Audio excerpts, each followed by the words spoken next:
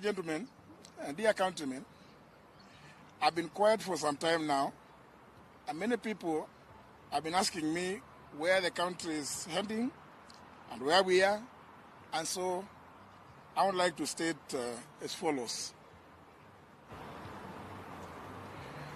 I joined the Kenya Kwanza coalition owing to the fact that the principles that they espoused are in tandem with the principles of the party I belong to, namely the Democratic Party of Kenya. Many friends and political colleagues at the time warned me against joining the coalition, but at a personal level, I was persuaded that would be driven by the ideals and the values that the coalition stated as a hustler nation to do the best for the people of Kenya. One of the things we had accused the past regimes of was the existence of disappearances and extrajudicial killings of Kenyans, and we vowed that we would never, at our watch, condone or allow such. We stated this time and time again in the lead up to the last general election. Today, there has been a number of abductions and in some cases unexplained deaths since the Gen Z revolts of June last year. And it is unfortunate as most of the people being abducted and or killed are our youth, leaving the parents, relatives, and friends, other family members in a state of confusion and loss. I have personally suffered as my son was abducted and disappeared, and I was not sure whether he was alive or dead, making us anxious and leaving me and my wife and the rest of the family in turmoil. It must be remembered that at that time, I was the serving Attorney General of the Republic of Kenya, and as is well known, a member of the National Security Council as comprised under Article 240 of the Constitution. Despite making several requests, I was unable to trace my son, and I made demands to all the levels of the security apparatus of the country. Now, more than 6 months later, after that ordeal and the release of my son by unknown forces, he has not been charged with any offense, and the government at all levels has not been able to give me any explanation or reasons as to his abduction by...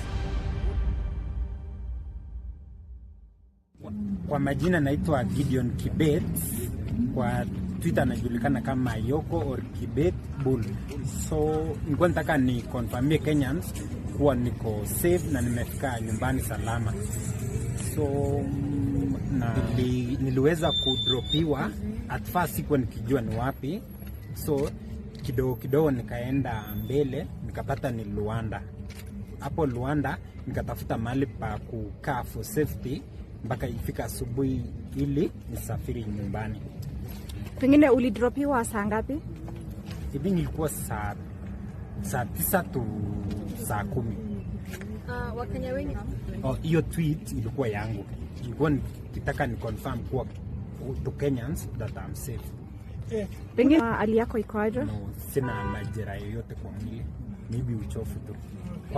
Kwanza nataka nishukuru kila mtu wa Twitter mwenye alipush hashtag or anything. I will fanya to anything to make sure all the abducted guys walitolewa. Asante sana. Nawashukuru Kenyans. Roni tumeongea na yeye ako Nairobi na ako salama sana. Wako na marafiki. Abduction is real. I can confirm that. Then mimi naaji tu serikali kukuwe na freedom of speech. Or watumie mkakati poa kama kupeleka mtu kotini. Okay. Mipango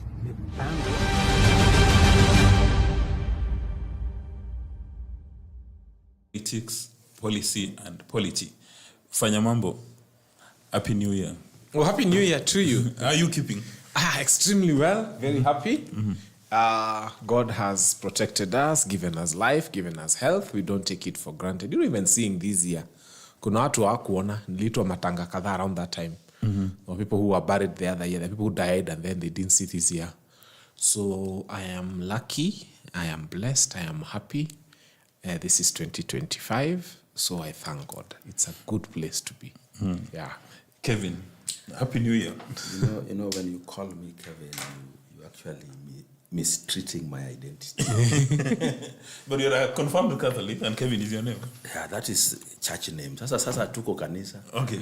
Sasa Mr. hapa kwa Odoyo siasa. Owidi. Exactly. Happy New Year. Happy New Year, my brother. It's a beautiful year, starting it with new energy and vigor to face off with our challenges, and we will. Now, Fanya Mambo, when President Ruto was sworn into office, he took a Bible and he took a constitution, and inherent in his swearing in was to protect lives and properties within the territory of Kenya.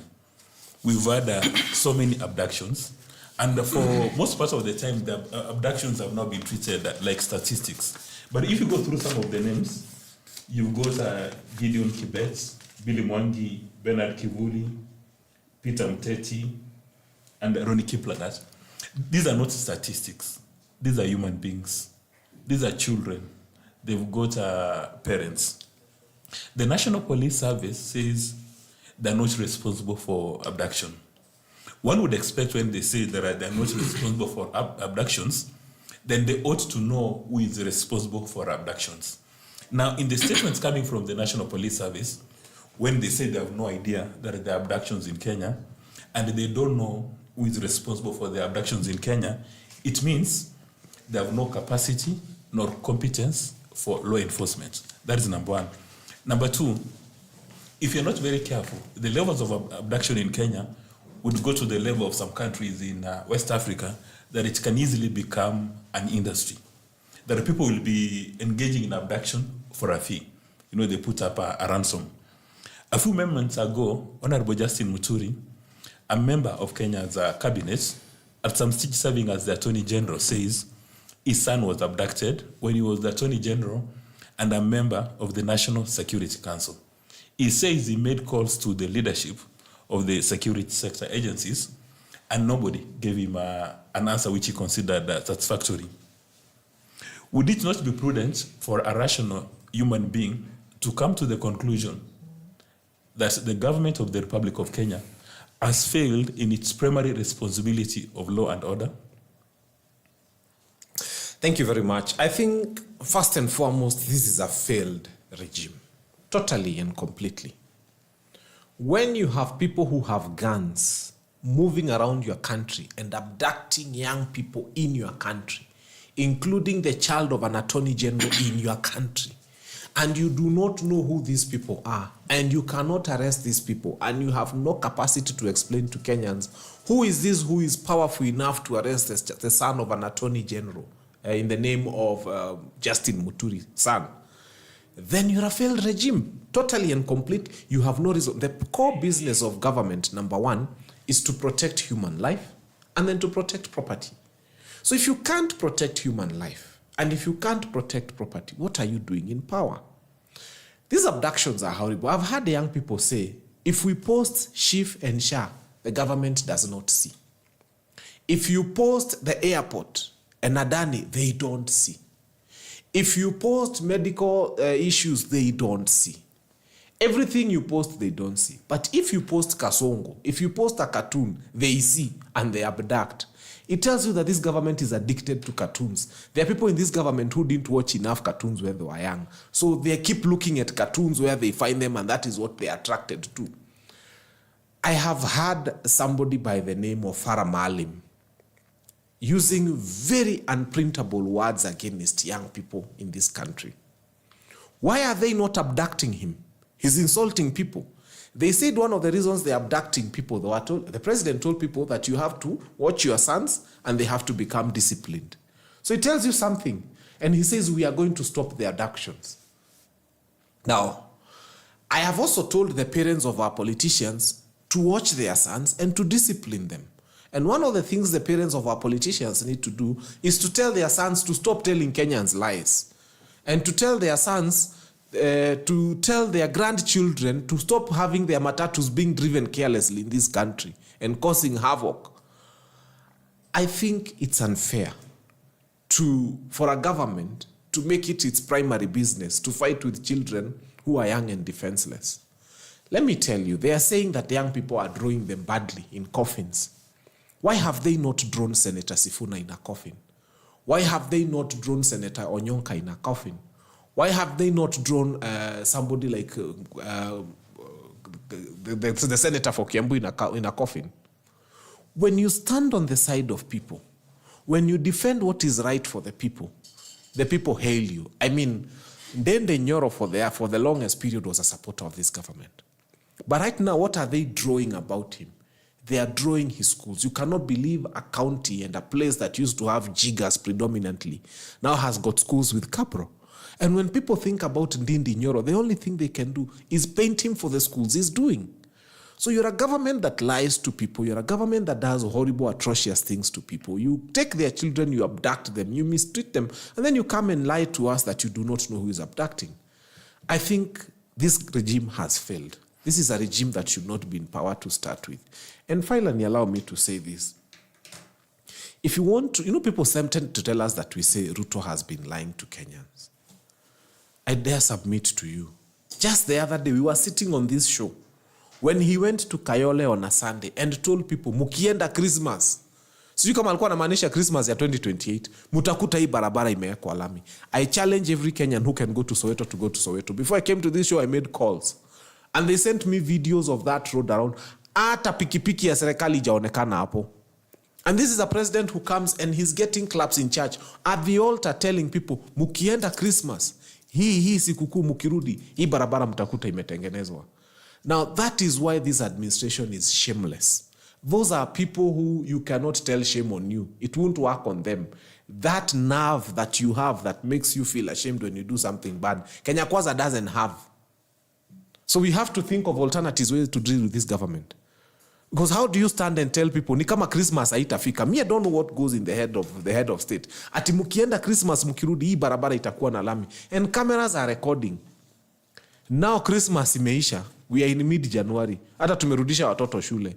Barabara hata hakuna pikipiki imefika huko. I don't know how Odoyo will be able to defend this government.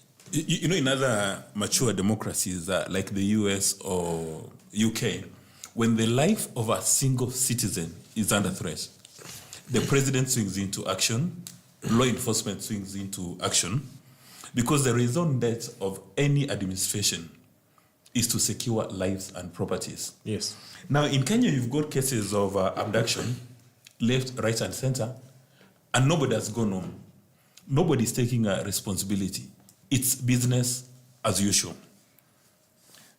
Mr. Odoyo Owidi. Yes, sir. Are you comfortable with the state of abduction in Kenya?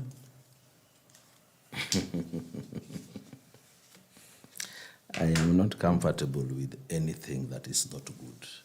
I am only comfortable with good things. But also we need to, when we talk and when we evaluate things, we need to compare them with what has been going on, what has been happening, and we see if we are not trying to make too much noise where it is not necessary. Today I have heard Fanya Mambo say that this is a failed state because it is a state in which the son of a sitting attorney general was abducted. It is very interesting to note that at the time when the son of attorney general was arrested, it was reported, and even he admitted his son was arrested.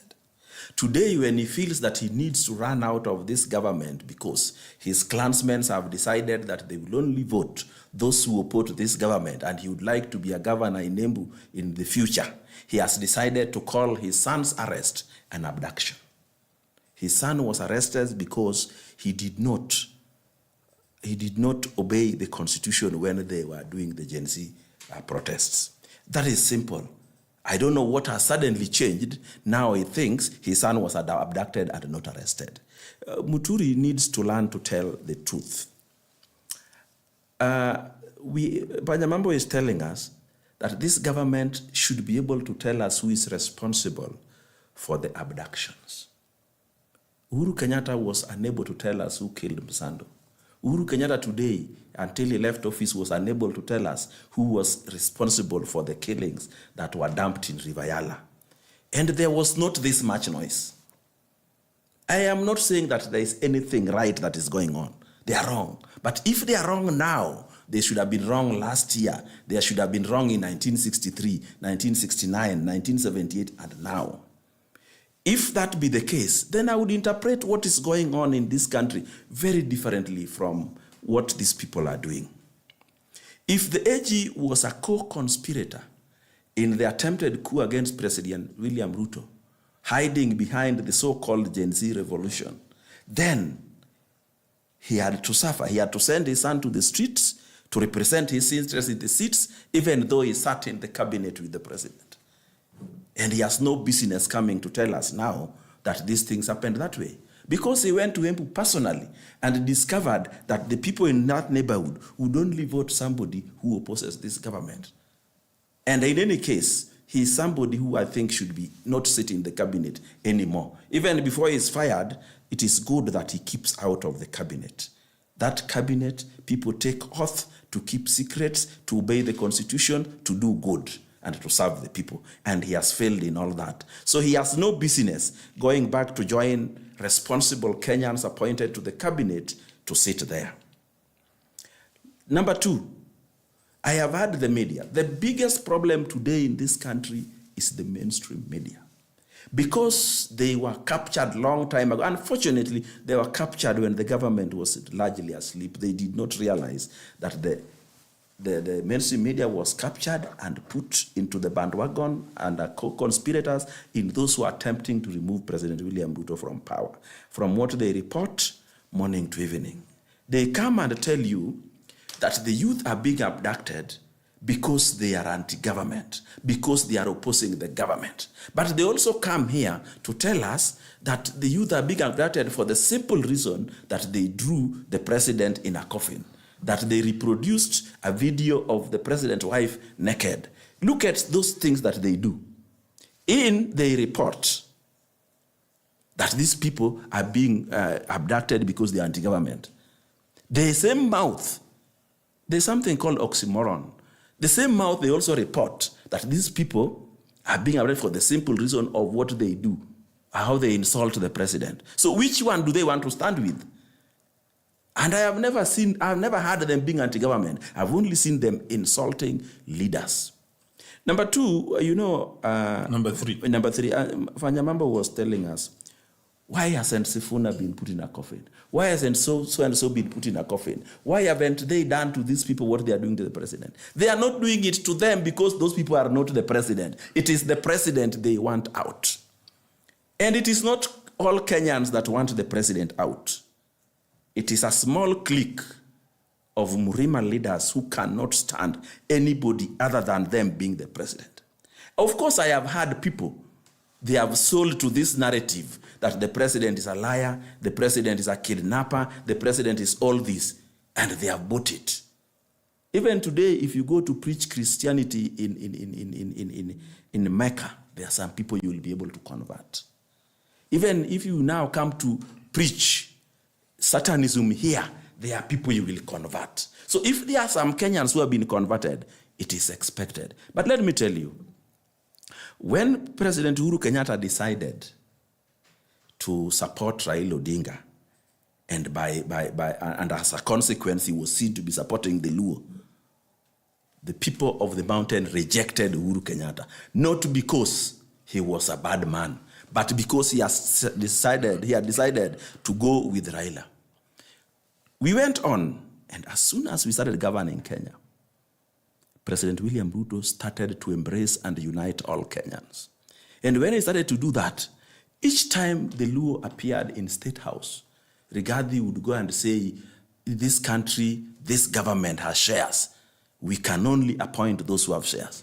Each time the president visited Nyanza, Rigathi would have, and Rigathi had made himself the automatic, the de facto spokesman of the mountain. What we need to do, we Kenyans must come together.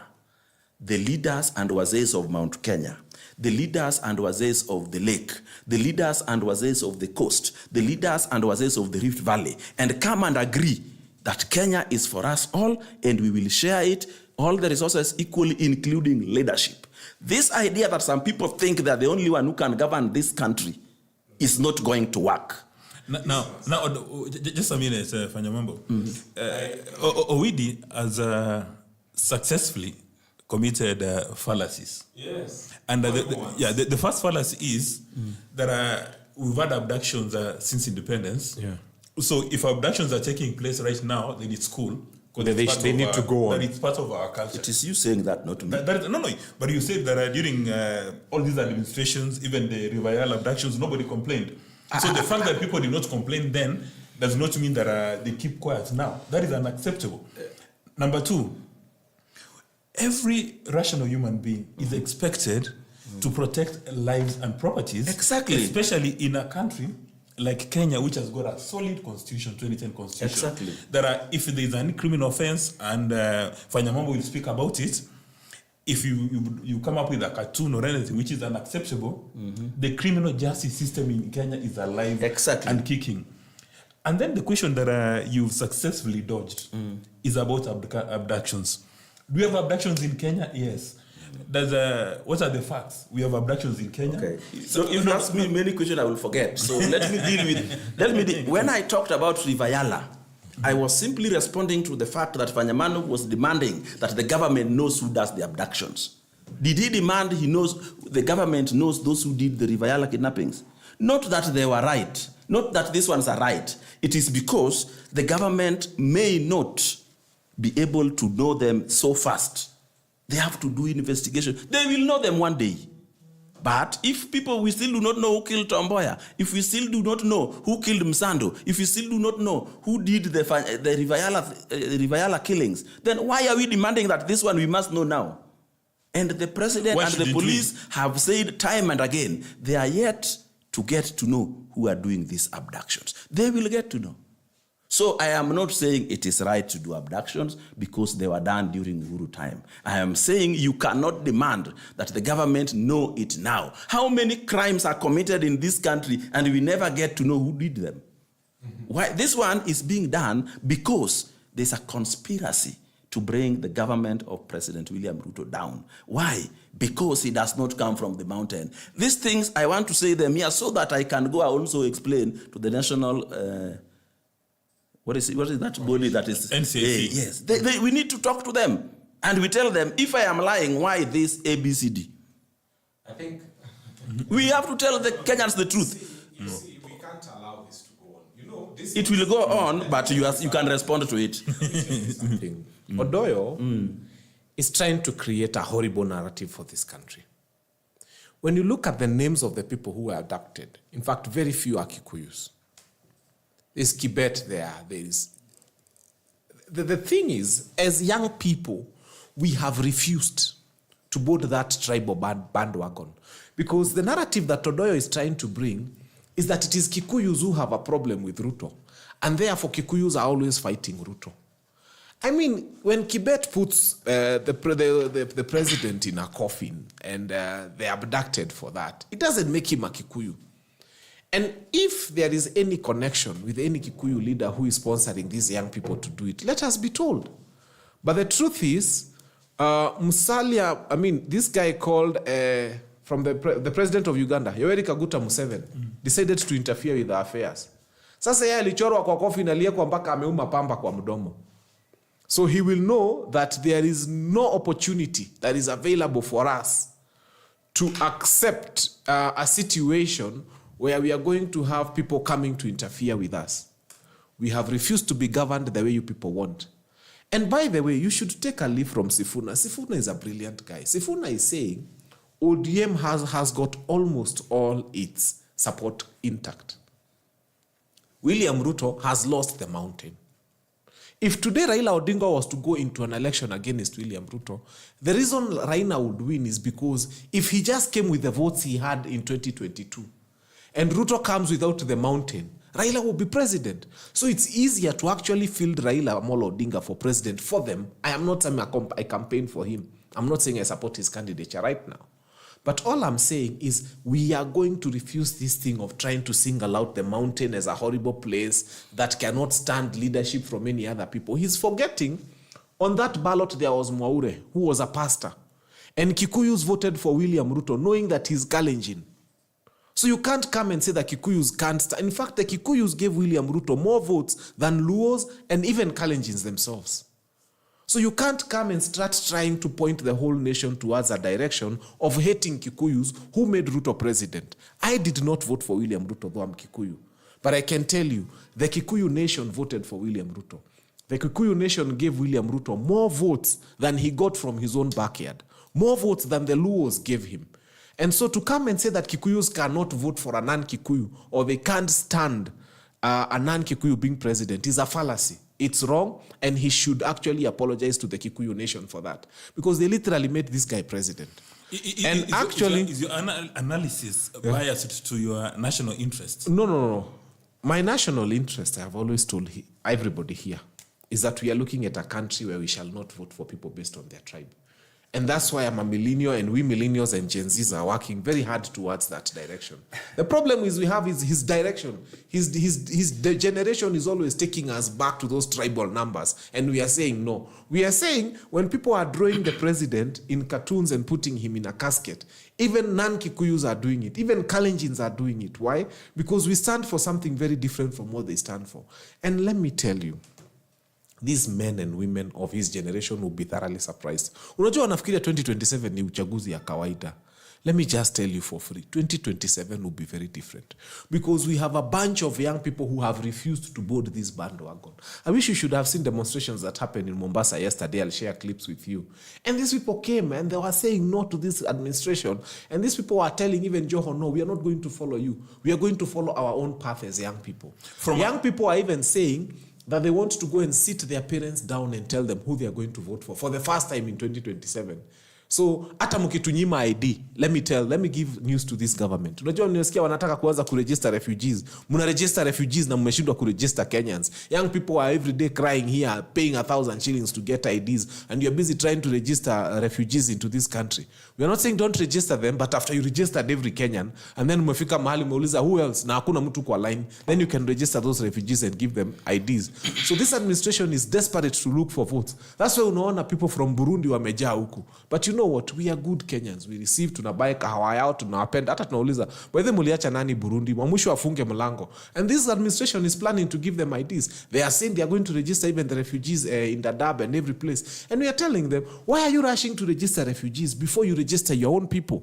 So this is a desperate regime. But I can tell you for free, Kenyans have refused to have that bandwagon of people being branded as Kikuyus. I was making noise at the people surrounding Refugee when they were calling themselves Itugatis. I told them, you have to get rid of that connotation. Wajaluo wakianza kujiita Rwanda Magere, watu wa huko Taita Taveta waanze kujiita sijui Mekatilili wa Menza. We are not going to allow that nonsense.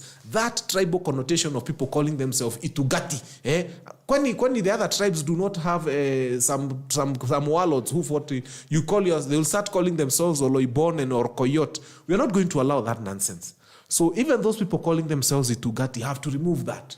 But talking about Burundi, you know Kenya is part of the East African community. We love them. We send a number of protocols. Yes, we love them. So there's no harm in having Ugandans, Tanzania, hata tunakunywanga kahawa yao.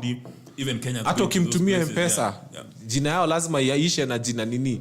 You know, so mana, habari mana, sijui mopenda mana, they are our friends. We welcome them. But they are not going to vote. So the statement you made about Burundi goes against the grain. No. The thing is, what I'm saying is that we are suspecting the reason the bulk of them are here is because this administration has started saying it's going to register refugees. Yani wameona kura za Wakenya zimeenda, sasa wanataka kupata kura za refugees. So we are not going to allow that to happen. We will tell those people, hey, nyinyi kazi yenyu kwa polling station ni kutuuzia ile kahawa na ngumu. We love you. You are our friends, but you're not going to vote. And when we see anybody who we know is not a Kenyan, we are going to tell them, we know you.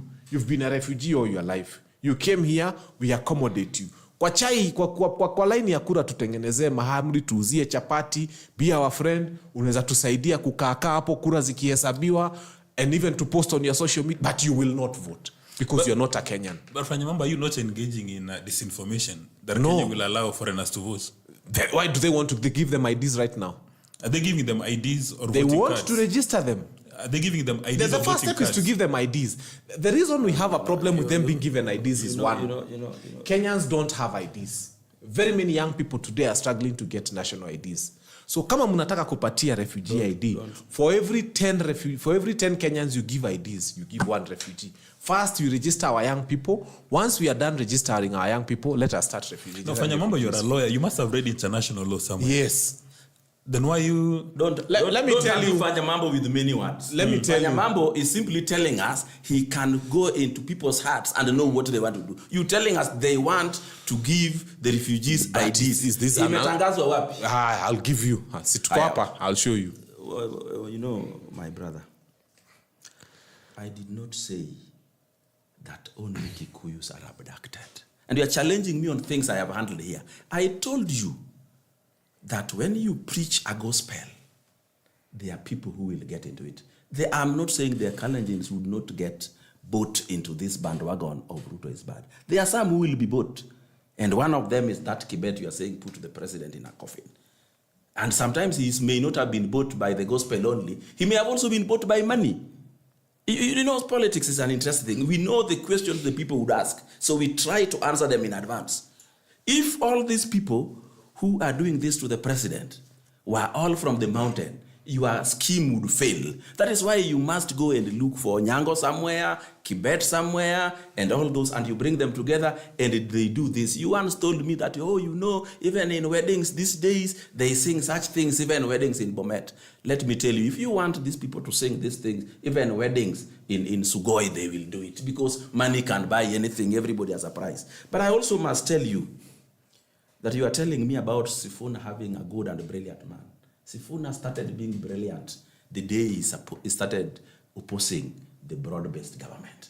You started seeing him as a brilliant man. Keep on seeing him. You will soon discover he's not one of the people that Rigathi Gachagua describes as Murima. Then you will discover he's after all not very brilliant. But let me also tell you, you are telling me that now Raila would beat Ruto because now Ruto will not have the mountain. Let me tell you, the reason why the Murima has rejected Ruto is because he embraced Raila. Raila is the devil in this cave all along. In fact, the reason why the Murima rejected Uhuru, because Uhuru embraced Raila. This is the problem we have in this country.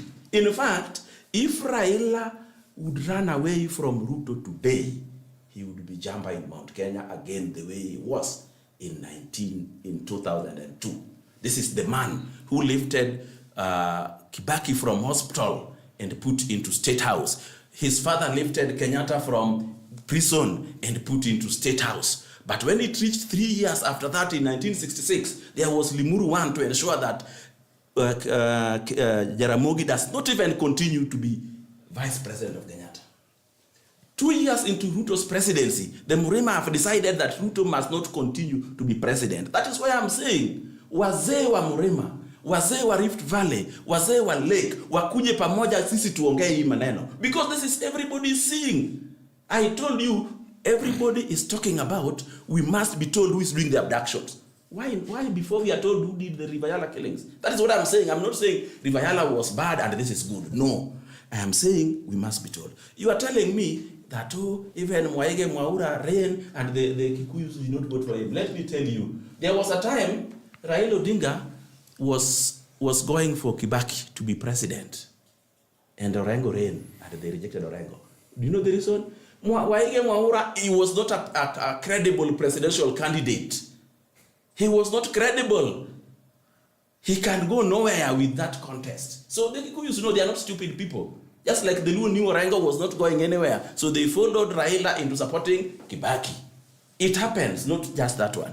So don't tell me that, they could have supported Waige Mwaura if they were tribal. The Luos also did not support Orengo because he was not a credible candidate. Let me tell you one more thing. In the last election, the Kikuyu supported Ruto, and you are very happy about it that he made Ruto president. Because there are only two options, the devil Raila and the lesser devil Ruto. So they opted for Ruto. That is the truth. Let us tell Kenyans the truth so that when we come together, we will manage to correct the wrongs in this country. The tribalism we see today, we will correct. Because you are telling us here that, we are not, Kenyans are not going to accept this tribal balkanization. You never said that about Refugee. When Refugee was all over the place telling us how people have shares. The Kikuyus have more shares, 7 ministers, the Kalenjin have 3, the Luo should have nothing. You never talked anything about that. But today you are telling us that the young people are not going to accept this. At least you didn't talk about it here. Now, you are telling us how in 2027, the voting will be very different from what is happening now. But you see, the conspirators of removing Ruto from power are deliberately not telling us who is this presidential candidate they are imagining. Because the moment they will mention it, we will see the plan. That is why they're not going to do it now. They are still demonizing Ruto. They are still demonizing until he becomes a demon, until when children refuse to eat, you tell them, Kula ama niite Ruto. That is what they are still doing. And this is the game plan they did with Kenyatta, they did with Raila, they are doing with Ruto, and they will do it with everybody else. So we are going to tell them, Kenya is for us all, and we must share all resources equally, including leadership positions. They have had it long enough. If they think this is bad, let them come into government, support it, and correct it from within. Not removing the person who is ready. Ruto has been in this country for close to 60 years. They never saw him as a devil. Today he's a devil because he's the president. This is a man who they supported. This is a man who stood up to talk on behalf of the mountain and say, mine 10, Ruto 10. And he was saying that after he had been in power with him for 5 years. 5 years was enough for him to see how bad Ruto is. Regarding seeing Ruto is bad in only 2 years. Please, let us be credible. Fanya Mambo, you seem to have stepped on toes. Yes. Mr. Gerald, we talk. Happy New Year. Happy New Year. Good to see you guys. Yeah, this gentleman here, I mean, you're about to walk into a room with blood all over the wall, but they've explained themselves. They've engaged in intellectual catfights. What do you make of the state of abduction? There's a gentleman called Mr. J.B. Muturi, who is a cabinet secretary, who has served as an attorney general, who has served as an MP, who has served as a speaker, who has served as a magistrate. And Owidi says that he has confused abduction and arrest. A few days ago, the National Police Service said there's no abduction in Kenya.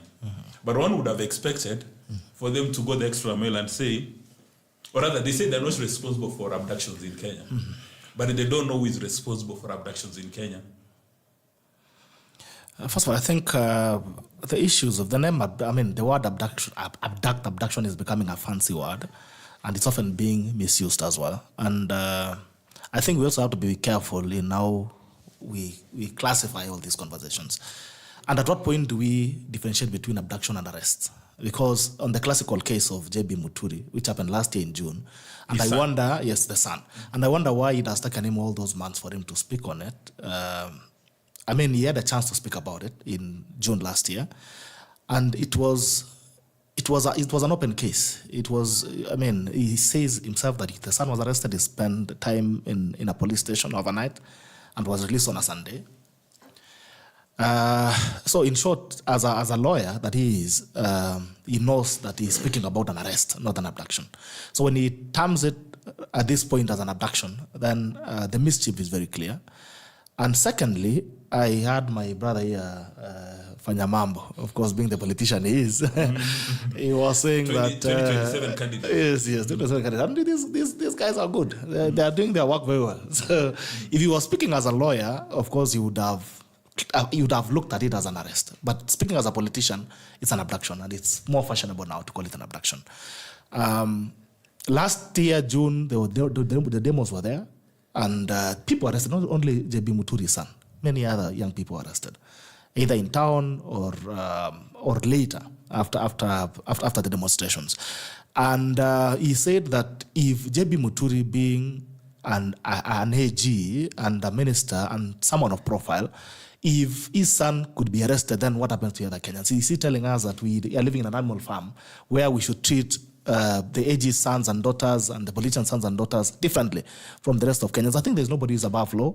So if JB Muturi believes the son was abducted, he has the right to probably go to court, institute a legal process as a complainant and as a citizen of this country. And also where he sits in a space where he can ventilate better on these matters. He sits in the cabinet, sits with the president, he sits with other members who includes the police, the head of police and the NIs and all those people. He sits in that environment. And I think he had a better environment to ventilate the issues that he thinks is a problem with the country and the abductions. And then also, unless, if you read the statement, unless you're a visitor in Jerusalem, you probably know where this is heading politically. So I think we give him his chance. He has the right to speak, but also everyone has the right to correct him as well.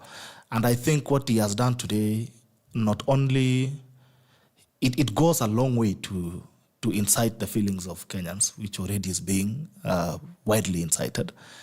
And I think from the level that he is, if I was sitting where he's sitting, I would have been more responsible. Because if you make such statements and you're in government, you sit in a cabinet, you sit with the president, and you can call all media houses to make the statement that he has made, I think he would have exercised some more restraint and more responsibility from where he's sitting. There's no, I think every Kenyan has a right to freedom of speech and freedom of movement, and freedom to life. But then again, I think there's someone who says your freedom ends where another person's freedom starts. So we need also to be careful so that we don't create a society, a banana republic, where everybody does the things that they're doing. And it's worrying as well to see, and I keep telling this, I keep saying this to many people, I'm not a supporter of arrest myself. And I remember when Uhuru and Jubilee were terrorizing Miguna at that time, I was supporting them, but I stood and I said, no, what is happening to Miguna is not good. I'm not a supporter of illegal arrest and illegal, just getting people out of the country, lifting them out, and terrorizing them the way you've seen in the past. But then again, we must be honest enough to realize that the things that we are tolerating now can also eat home. It's all fun and games when someone else is being drawn in a coffin, when cartoons and caricatures are being made, until it eats home, until it is you who is in that space. That's when you get to feel it. So we must be very restrained. We disagreed, most of us disagreed with Uhuru. Even him, we used to fight with him every single day, the way he's fighting with Owidi. He was in BBI at that time, and I was anti-BBI. But at no single point did we ever get to the lengths that we are getting today. So we must reflect and ask ourselves, why is it becoming so fashionable for someone like Fanya Mambo Kinuthia, who is a gentleman I have a lot of respect for, who is getting excited over people being drawn in coffins and the kind of conversation that we are seeing online that are not very honorable, So I'll challenge all of us to disagree with decorum. And there's only one way. You're not going to get Ruto out of office by saying Ruto must go. That can never happen. And Fanya Mambo knows enough that there's a democratic process which is called voting. And we are only 3 years away from the ballot. They can just chill, wait for 2027. Anybody who thinks Ruto is a terrible man, vote him out. That's how democracy works. But for now, he was voted in by the majority, let him work. And Fanya Mambo never supported William Ruto, actually. He was in the opposition. So I'm not surprised. But I'm just saying, the same way you could not stop him from getting into office in 2022, might probably be the same way you will not stop him from getting into office in 2027. But if you can, if you believe you have the power to do that, give him time to work right now. Let's give every leader time to work. When you become president of Fanya Mambo Kinuthia, we'll support you, we'll criticize you, but we'll let you do your turn. So ngoja 2027 upige kura. Nimesikia amesema mambo ya refugees pia.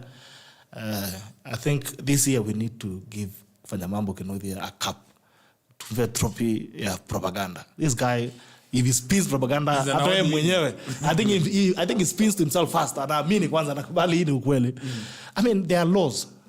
As you mentioned to him, there are laws that govern boundaries and also govern the issues to do with refugees. It's an international law. There is a whole international organization that deals with refugees and children. Everything that happens within that framework is governed by law. So if that is, I'm not aware about that conversation, but if it is something that is happening, if the refugees are being given IDs, I think it's being done within the legal framework.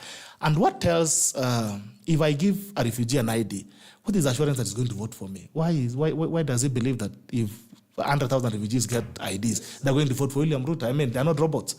So if they are getting a legal process of getting IDs, the same way he has an ID, but he has not voted for William Ruto. Other people have IDs, but they disagree with William Ruto. And other people as well. I have an ID, and I voted against other leaders. So it doesn't mean that because I got a government document, I'm going to use it to support a government operative or a president that is currently sitting. So let's treat it as such. Let abductions, if they are abductions, let it be known as abductions. And we have these people, they have been released. All these 5 of them who are missing, I think there were 5. They have all been released. They have now the beautiful opportunity to tell us what happened. They should tell us who arrested them. They should tell us where were they, where they're being kept. They should tell us what was going on, what they told, what they asked. They have a beautiful opportunity now. But what you're saying is they're still spinning nonsense online. If you abduct me today, nikiona jua hivi. Hata mimi nilishikwa na Matiang'i sometimes back because I was running a podcast that was fighting Fanya Mambo. And Fanya Mambo was in government that day. He never defended me. He was in BBI, but he never defended me. He was interested in the CBD and we were taken to DCI. And the moment I just left the police station, I screamed, nikasema Uhuru amenishika. Amenyang'anya ID. So these people have an opportunity to tell us who abducted them, what the whole issue was about, where they were. Kuna mwingine alisema alienda Disco Matanga. You remember ulikuwa Disco Matanga, lakini you cannot tell us where you are from. They should tell us all these things so that we're able to separate all these issues. Yeah, and also the police, I've had also the issues of police. I think for the longest time, this is debatable because there's a very thin line. For the longest time, the police have been misused, especially by governments in place. And we've seen it. We've seen the stories of Rivayala killings, people being put in acid. We saw election consultants who are working with President William Ruto back then during campaigns being killed, and they're put in acid and thrown in a forest. We have systems that have been exploited for the longest time. And I think if there's a place that we need to go as a country is independence of institutions. If the police, let the police do what they do best. If the judiciary, let them do what they do best. If it is the political class in parliament, let them do what they do best. So if we encourage the police to be independent enough, then we can ask them questions, we can hold them accountable. So he has the perfect chance to look for Kanja, the Inspector General, I think it's called Kanja. He has a perfect chance maybe to go to DCI and petition them on the missing persons. But we must give them independence. And the president has said the police, they're independent. So if you have any questions regarding arrest and abductions, you should ask the police. Now, the National Police Service has got a financial autonomy and operational autonomy. There is a valid expectations from Kenyans that the leadership, which is responsible for these errors of omission or commission, must resign. Because you cannot be the chief law enforcement officer and there are abductions taking place either by your force or people operating outside your force, and you are seated comfortably at your office. That is unacceptable. And at the back, Mr. Bitok stops with the President of the Republic of Kenya. Is the one who was elected by majority, is the one who placed his hand on the Bible and the Kenyan Constitution and said, I'm going to secure lives and properties across the territory of Kenya. So it's unacceptable that today, with all these abductions and the people who are still missing, the leadership of the National Police Service is seated comfortably. Number two, it's also unacceptable that a member of the cabinet can come and say that I'm taking a departure from the norm and abandoning, actually assaulting that doctrine of collective responsibility and saying that I don't want to be associated with this cabinet anymore because my son was either abducted or arrested. He must also resign because you cannot be serving in an administration. I suspect when he went to the hotel where he did the news conference, he must have gone with a GK car. He must have gone with the state security. So it's not enough for him to get annoyed, to be furious. If he indeed is committed to what he was talking about and he says that he's a son, he's a victim, then he must resign. He has no business being in that office. And you may have noticed that in the statement, the letterhead is not related to the government in any way. There's no coat of arms. He doesn't even identify himself as a cabinet minister. So if he's looking for an exit strategy, as Owidi suggested that he wants to go and run for political office, maybe he needs to call a spade a spade. But I can see your eyes are really bulging. It appears like you want to say something. Yes, everything. Everything. I want to say everything. I think number one, Justin Muturi is a student of William Ruto and an ardent, perfect student of William Ruto. William Ruto sat as Deputy President of the Republic of Kenya and castigated President Uhuru Kenyatta from the top of that vehicle throughout for 4 years. In fact, Uhuru had to call him Tanga Tanga. So why are you having a problem with Justin Muturi sitting in cabinet and castigating the government he's serving, yet he learned from his boss? His boss taught him that you can go and sit on top of a vehicle and say this government is killing people in Rivayala. There are records. Every time President Ruto went on media, he spoke about the killings in Rivayala. And he was in government, yet he never quit. And he kept castigating the same government. When President Ruto was going around this country campaigning, he said everything horrible about this administration. He said about BBI, he said ni watu wa rege, he said wanavuta bangi, he said President Uhuru usiue watoto wangu, he said everything else that he wanted to say. Nobody asked him a question. Justin Muturi kukuja kusema anakosoa serikali ambayo anafanyia kazi, wanamuuliza maswali kwa nini? William Ruto taught Justin Muturi the things he's doing. He taught him that you can fight the government that you are serving and nothing should happen to you. He refused to resign. He was called upon so many times, was told, Deputy President William Ruto, why are you fighting Uhuru and you're in government with him? Leave government and work from outside. He refused to leave government. He even had problems with the way the government handled COVID. He kept fighting the government about COVID, but he was not leaving the government. So Justin Muturi, kaa huko, wasumbua ukiwa ndani, kwa sababu your boss taught you the path. He taught you that it is okay for you to fight his own boss. But and he taught you by example. No. You cannot compare an elective position and an appointive position. It doesn't matter. What we are talking about is this.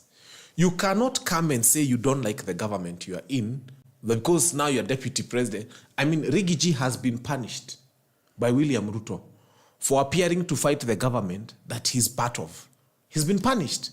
So, Ruto was not punished for fighting the Uhuru Muigai Kenyatta government. He was not thrown out. He was not impeached. He stayed in government. Wewe Justin Muturi, kaa huko, sumbua watu ukiwa ndani. Ukijisikia kuwasha moto kwa kitchen unaasha. Ukijisikia kufanya mambo ingine kwa sitting room unafanya. Ukijisikia kukohoa ukiwa unalala unakohoa. Disturb them from inside. Hata usitoke, recruit others to help you disturb them from inside the way they disturbed Uhuru. It has been established as a president that it is okay in this country to do those things. Go ahead and do it. Wasumbue ukiwa ndani, wasumbue mpaka waumwe na kichwa. Na wakijaribu kukufuta kazi ukuje ujoin Refugee musumbuane. I have never been a supporter of Refugee. You know from the word go. He likes painting me because these people like saying that kama we hauko na Ruto uko na Refugee. Who told you that? To me, they were together. They were the same. I used to fight them in the same bandwagon. Stop branding us that because you're not with Ruto, then you're a student and follower of Refugee. I am not, that's not what we are. There has to be someone who is different. There has to be someone who stands in their own space. I used to support Raila Amolo Odinga. He started supporting this administration that is abducting people. What did I do? I left that Azimio thing. And I regretted and I told people I apologize for having been part of Azimio and now it's joined the government that has killed so many Gen Zs during Maandamano. So that I refuse to be part of. I've never been in BBI. They keep saying I was in BBI. I wish I earned money from that thing. I can hold a Bible and swear I've never earned a coin from the BBI process. I only spoke about it as something that I thought was progressive for this country. It failed. It's fine. It wasn't mine. I was not pushing it. I was not paid for it. I don't care that it failed. I didn't lose anything after it failed. Look at what Sudi is speaking. You know, when Kenya Kwanza decides to allow somebody like Oscar Sudi to speak on their behalf, and to say the things he's saying, and Kamket, and others who are saying they know how to manufacture 24-year presidents, and another one who decides to insult people with the private parts of their mothers, Farah Maalim, in front of the president. I think the president should have come out and castigated him and told him, you cannot speak to Kenyans like that. You cannot even use that tone. How do you say... I don't even want to say that. I can't say it. I can't. Nimejaribu nimeshindwa, and I am younger and I'm even more prone to use such words. But you can't do that. He actually insulted the mothers of young people. And Farah Maalim must apologize. And Farah Maalim, you've done wrong. You've gone wrong. Oscar Sudi, usikuje kutisha sisi, ati kuambia watu ati ungenyorosha jenzi. Utawanyorosha kama nani? I mean, Museveni tried. Look at what has happened to him. He should have just left Kenyans alone. I am telling you, Kenyans react to you because of how you make them feel. I wish this administration knew what young people needed. This administration needed to have come out one day. Instead of calling young people criminals for telling them their finance bill was burdened for going to the streets, they should have just come and first apologized to young people for killing them. The reason, and I don't support, I have said it on many occasions, including on this part, I don't support having the president put in a casket. But you know what? When they look at the lives of people like Rex Masai and all the others who went into a casket like that, and then the government called them criminals. Yes, it's the government that was bringing a horrible finance bill upon young people. they should have apologized. They should have just come and say that young people, we are sorry for what we did. I told these people, maandamano off the street will be worse than maandamano on the streets. Young people say wanaandamana kwa simu zao. And these people will give you hell. I can tell you as a republic, these people will give you hell. You don't come and tell those words that Faramali Minsei and Oscar Sudi and expect young people to give you flowers for it. I mean, they are celebrating those people who are doing them well, and they are castigating those people who are doing them bad. So this administration needs to come to a different way altogether and tell young people, wait, we can't win this war.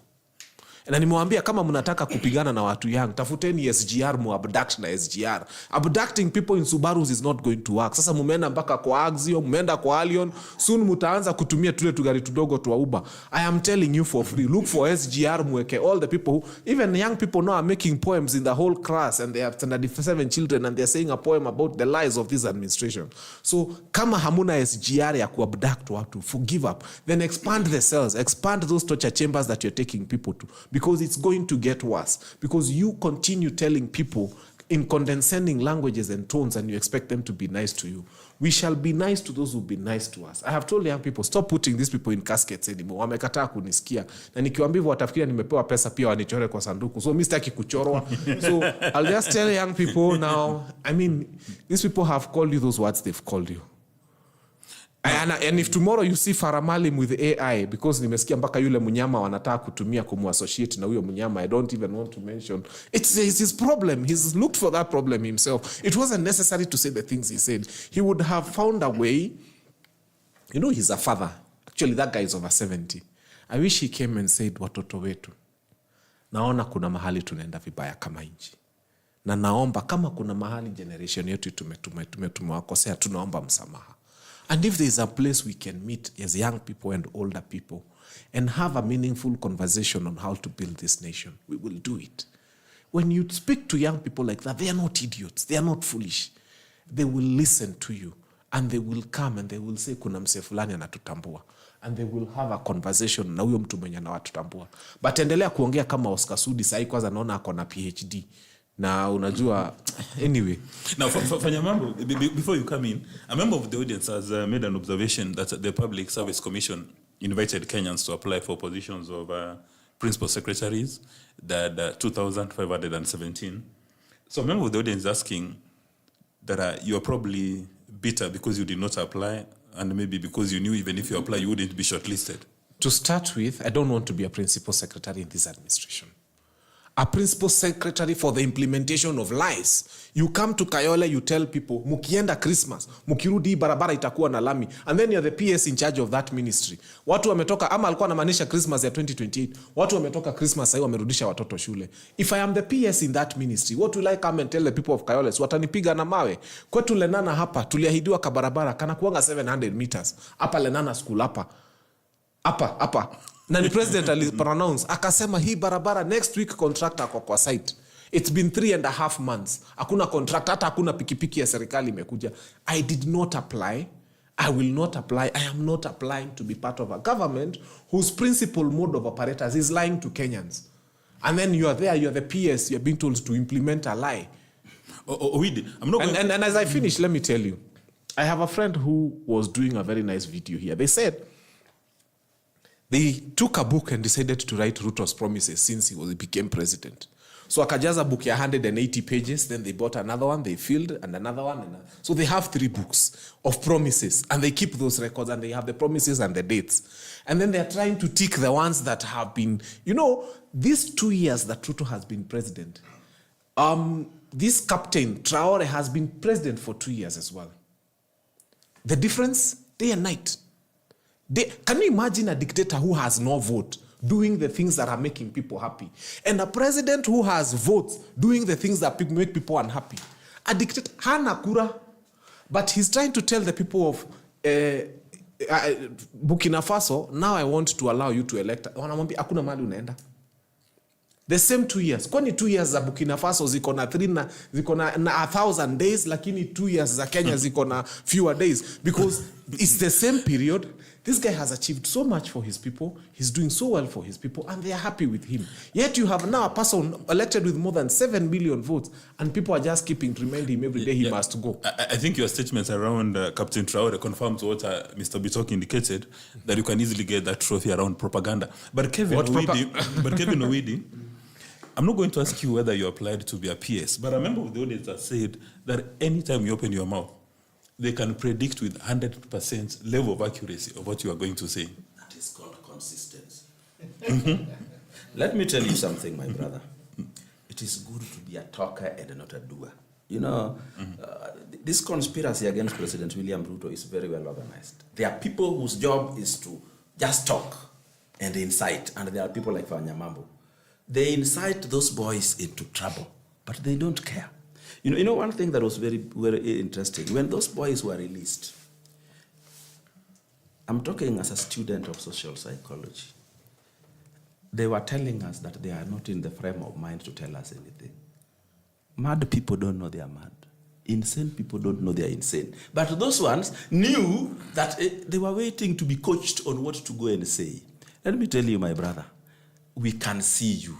The body speaks. And if you understand body language, you will know that this is fake, this is real, this is coached, this is imepangwa. And they are telling us, I have been waiting to get a story that would even get a 2-page spread about what they went through. Nobody is saying anything, because also there is fear of contradictions that will come. There is fear of questions that will be asked. There are so many things. So they come and give us an excuse that they are not in the frame of mind. Honestly, the frame of mind you are is supposed to be seen by us, not yourself. Anyway, let's go back to the beginning.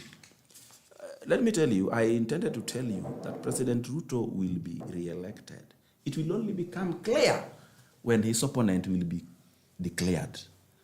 That take to the bank. Now,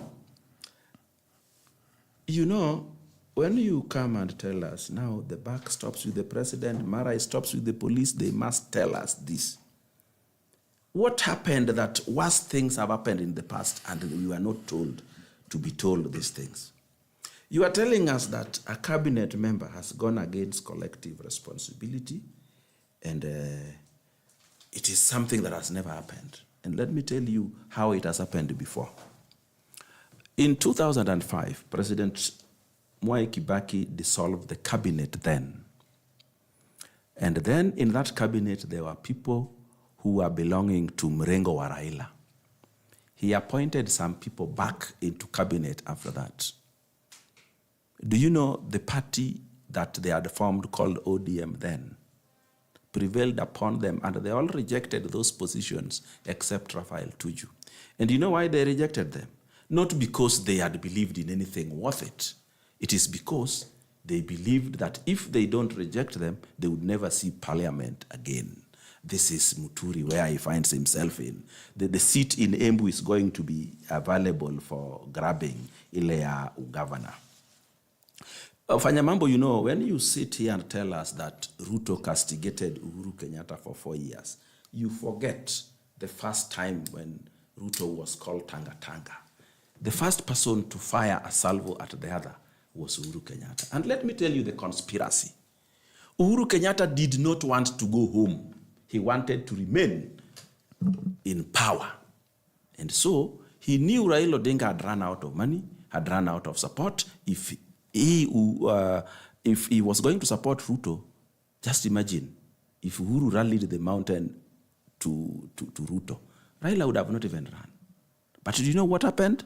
He wanted to remain in power. So people thought he was supporting Raila because he had suddenly discovered Ruto was a bad man. No. He was supporting Raila because he wanted to remain in power. By supporting Raila, he brought Raila to accept that they are going to pass something called BBI. In the BBI, we were going to have an executive prime minister who would appoint cabinet, and the cabinet would appoint the other people in government. And Uhuru would be in power as president with a different name called prime minister. If BBI went. And you know what happened? When BBI failed, when the Ruto Rigathi brought down BBI, you know what he did? He stopped supporting Raila. He had even promised to take Raila to the mountain. He never took it because he was no longer going to remain in power because BBI had been shut down. BBI had 72 positions of new MPs. Only 3 was going to Raila's lowland.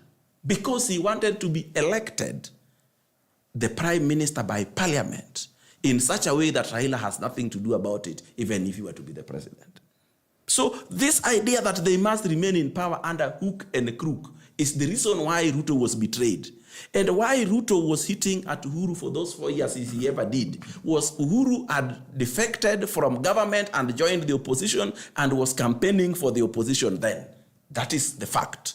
Uhuru now was campaigning for Raila Odinga. But in actual sense, he was campaigning for himself to come and become an executive prime minister. You know how people were beaten in Bomas when Ruto was taking power. And Uhuru was clapping wherever he was. Anyway, so after Uhuru joined the opposition, Ruto decided that because you have decided to join my enemies, when I fire at my enemies, the fire may catch you. And of course, it did catch you.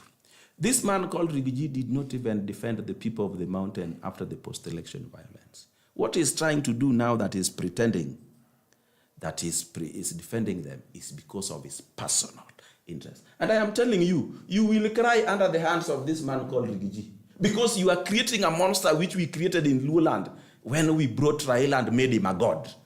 That you will never... even if you don't support it, you will suffer. Even me, I don't support Raila, but I have suffered. It's not the people who support him that you will suffer from. So you should be campaigning against Refugee becoming a god in Mount Kenya. That is what should concern you today. This hii umeingia ni kubwa imekushinda. So why do you brand me a refugee person? Let me go. You see, these boys that are being abducted, I want you to admit all the time, because I heard you saying, oh, they did this, they insulted Uhuru, Uhuru did nothing. Nobody stripped Uhuru's wife naked and threw on social media.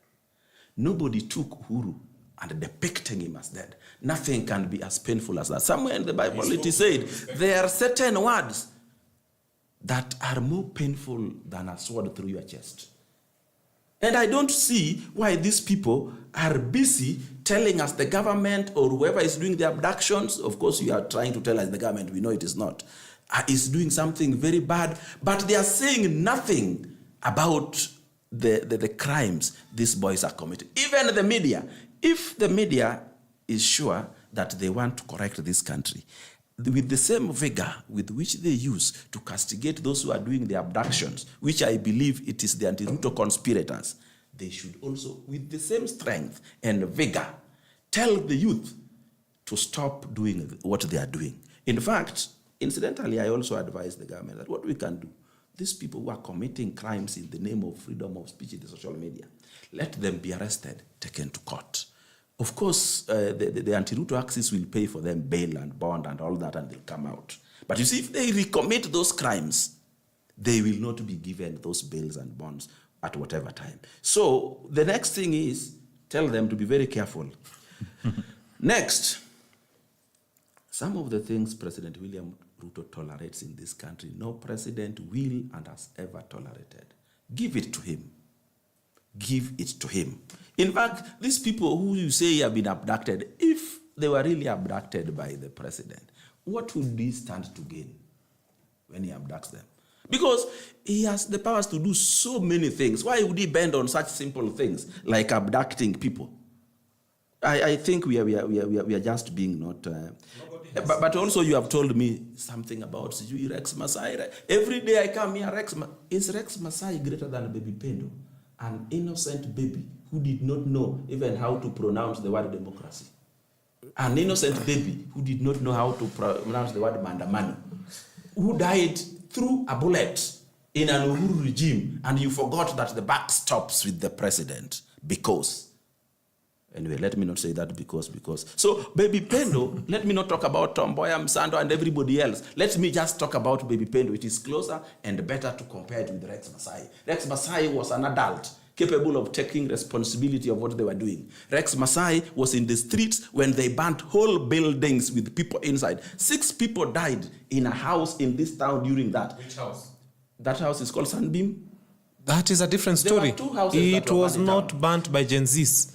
No. We will not allow you to get away with that. Wait a minute. You will say it is not banned by Gen Zs because you have decided that atrocities committed by Gen Zs will be attributed to some gang that you are creating in your minds. No. But a death of a Kenyan is a death, whether it is Gen Z, whether it is who. If we talk about Rex Masai dying, we must also talk about 6 people who are burnt alive in the most painful way by this during this riots. We must talk about it. We must talk about Baby Pendo, who was killed on the breast of the mother because some people did not want others to govern this country. We are going to govern it.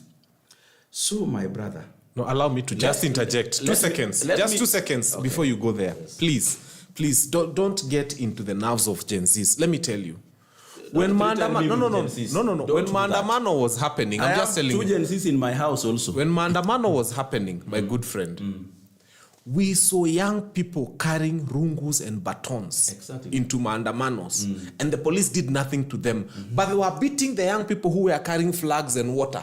Listen to me, because we know, kama pale City Hall, na tukona hizo videos, tuliona these goons being brought into the CBD, and we know the people who were bringing them, and they are politicians. But those ones, the Constitution is very clear.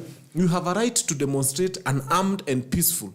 But those people who had a flag and water and an iPhone were being beaten up by police. And then the hooligans that your administration had brought with batons to beat Gen Zs were not being touched by the police. And those are the hooligans who were burning buildings. Let me tell you, throughout those Maandamanos, any person who was a Gen Z, they were not even... Why would I come with a 70,000 shillings iPhone to go and steal unga from a supermarket? The thing is, the goons you brought from wherever, you as an administration, from wherever, and they were carrying sticks and batons, were not touched by the police. That was the irony. Okay. But the young people, even in Eldoret, we saw young goons with sticks patrolling the streets. The police were not talking to them. Who gave them the constitutional right to demonstrate with weapons? Yet the people who were carrying a flag and water are the ones who walikuwa mejazwa hapa a police station.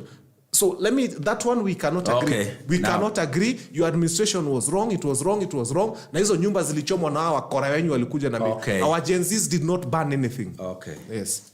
If those houses were burnt by our Kora, you have a right to protect those people who are burnt the same way you are protecting the Gen Zs. The rungus I saw in the streets of Eldoret were businessmen protecting their businesses from the so-called Gen Zs that you organized and planned. You even planned the defense in advance. That we will say that you carry iPhones, we will say that you carry flags so that we will use that to defend you. I don't understand how you would see that is an iPhone. Even me to get this an iPhone, I must check it. You see that those phones are already iPhones. Let me also tell you something which is very important that I will close with.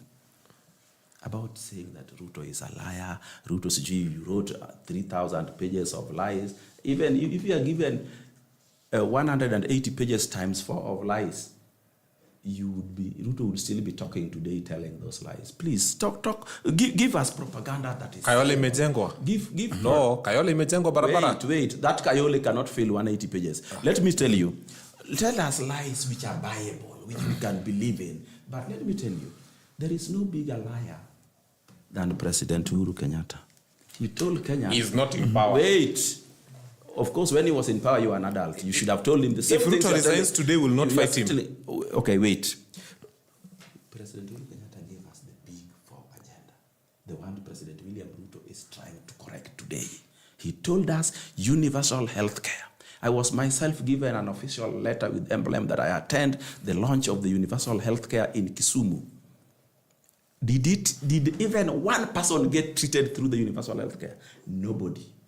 Actually, Uhuru Kenyatta gave us industrialization, manufacturing. Let's address there Ruto. Is nothing. Ruto is the president. No. What I'm trying to tell you, I told you when I was beginning, if we are going to accuse me, we must compare me with somebody else who did the same thing, because, when Moi came into power, he told us, atafanya fuata nyayo.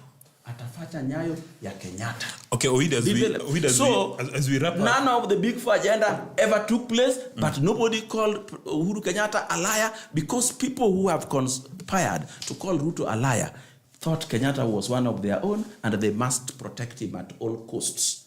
Okay. Bitok, 2025 has started on a high note, and President Ruto has been in office for about 2 years. The economic indicators are very solid. Interest rates, inflation, lakini hakuna pesa mfukoni. And the Kenyan citizens have got this valid expectation that as Owidi is very emotional about these current subjects, that even if unga is affordable, they actually have the money in the pocket to go and buy the unga. But right now, Kenyans are yawning away, and they're wondering whether, in fact, the administration is serving their interests. Fanya Mambo has been jumping all over the room saying that roads are not being put up. I think, first of all, there was news this evening that Maria, a Tanzanian who lives in Kenya, had been abducted. Yes. And everybody spoke about it. I'm sure also our brothers here have spoken about it before I came in. But now it's being reported that she's at home chilling. She's okay. In Dar es Salaam? Good. No, in Nairobi. They said abducted her in Nairobi. But they had said check her out. But now reports are saying that she's home. So it goes a long way to tell you as well how fake news serves to upset the public for no particular reason. And maybe even media houses need to be more responsible with their reporting. We saw Citizen carried a whole story last week on about the Bomet boy who had lost life in Nairobi, and they said he had been abducted. The family came and said, no, our son was not in politics, was not an activist, was not even online, and had not been abducted or arrested at a single point. So even as we criticize government and administrations, we have to be very careful not to go extra to an extent that we become peddlers of lies and we become peddlers of emotions that have no grounds. On the issues of the progress of the economy, you cannot choose how to measure the economy when it's comfortable for you. Last year, we were measuring the economy through unga, and we had people like Jeremiah Kioni wearing sufurias in the streets. And my brother was also there. I'm sure Kinuthia was in that demonstration. Ile maandamano ya unga, ile anja. At that point, we were saying that we are measuring the economy by the price of unga. And we are measuring the economy by ugali. That's what we said. And I found it a very mundane that we measure our economy every time through ugali. These are other things that we can measure. Hata mizi kulangi ugali. Kulanga spaghetti. So I found it a bit mundane. So even now, when we measure the progress of the economy using the same unga, you have to accept it. And the thing is, the cost of unga has gone down. And that is why we are not seeing the maandamano ya sufuria kwa kichwa anymore. We measure the economy against the shilling against the dollar. It's now stabilizing. The shilling is stabilizing very well against the dollar. You must allow us as well to measure that as progress. We talked about the issues of what else did you mention? Pesa mfukoni is and I think you're a policy person. You're a policy expert, and you deal with things outside even this boundary. There's no single point in an economy everybody can have money in their pockets. Even when you go to America, there are homeless people. And we talk about it as the most progressive nation and the richest nation and the superpower of the world. But they still have their own struggles. There's no single point that you'll say every Kenyan will have a shilling. As you're saying, hakuna pesa, there's someone else who is spending money, who is buying the latest car. We see cars arriving every single day on a plane. 0 mileage, millions of money. So when it comes to pesa mfukoni, I usually say, we sema una pesa. Sema sina pesa mfukoni, because the next person probably has money. And there's no way to put money in the pockets of every single Kenyan. You can only facilitate the economy for people to empower themselves. The issues of agriculture, we spoke about production, subsidizing production and not subsidizing consumption. For the longest time, Uhuru Kenyatta subsidized. And sometimes I admire how he led. He led in a way that he understood that this country, he didn't want any responsibility. Munasema bei ya unga ni mingi, ombeni loan, subsidize millers. Millers wanaleta mahindi kutoka nje, Uganda, kutoka Zambia, wanashaga unga, wana subsidize unga. Umeandikwa hapo, subsidized by GOK, 90 shillings. Kidogo mnasema mafuta ni pesa mingi, chukua loan, subsidize distributors, oil distributors, pay our pesa, kata bei ya petroleum. But the ripple effect is the things that we are dealing with right now. We have all that we are dealing with because we continue to subsidize consumption. And what William Ruto has done is he decided to go the other way. And people complained. When we're talking about subsidizing fertilizer, people are going crazy. Like, there's no way you're going to fix the price of unga by giving fertilizer to farmers. Look at what is happening right now. We have millions of bags. For the longest time, we have not done an import of maize for the last 4 months. We closed imports of maize. 4 months right now, there's nobody who's importing maize because we have a surplus. And sugar as well. Yeah, sugars, and even rice. Because even the industries are being supported to produce. So it's very unfair to say that the economy has not improved when the dollar stabilized, which you used at that time to say that the economy was doing badly. It's very wrong to say the economy has not progressed, and you're saying we should not measure it through UNGA, which you used again to fight the president. That the price of UNGA was high. It is wrong to say to say that the economy is not progressing when farmers are harvesting. You are saying that's not everybody is a farmer, but then you use the same thing to criticize the issues of Mambo ya kahawa na chai. KTD is subsidizing fertilizer for farmers across the country. So I think we need to be fair in criticizing the president, and Kinuthia said it's called lies. When it comes to leadership and politics, I mean, Kinuthia has lied several times. I usually had records of his lies. We've all lied. We don't lie out of bad intention. Sometimes you have the best interest. You want to achieve 1 to 3 things within a certain period. Sometimes the factors contributing to you achieving that has never been the best. We talk about, we say Kibaki was the best president this country ever had. But remember how Kibaki was fought. He lost a referendum. He almost lost an election in 2007. We fought the same guy. The headlines of the newspapers 1 year down the line, we are saying Kenyans are poor under Kibaki. So Kenyans, we have selective amnesia. And the other day we were fighting Uhuru Maliza Aende. Today, the people who are making him an hero are the same people. They're saying maybe Uhuru needs to come back. When he shows up, they are clapping for him. So as Kenyans, we are not honest with our feelings, and we are not honest with the things that we really want. We don't know what we want. It keeps moving. The target keeps moving. Today, my brother here is singing praises for, I've heard he is singing for praises for Zifuna and other politicians who are on this side. We are on this side at this time. If those people switch positions, he'll have a different story. He was in Azimio supporting Raila Odinga, but today, because Raila Odinga is with President William Ruto, he doesn't like him. So we need to define what exactly means something for us. And we need to be honest when also we are criticizing, and we need to appreciate the things that are happening, right? Is the country stable? The country is very stable. The security is very stable. The price of food is very okay. Our dollar against the Kenyan shillings is working very well. Our debt servicing is at the perfect level. I mean, this is the only government who has managed to pay its debts on time. We're always paying that.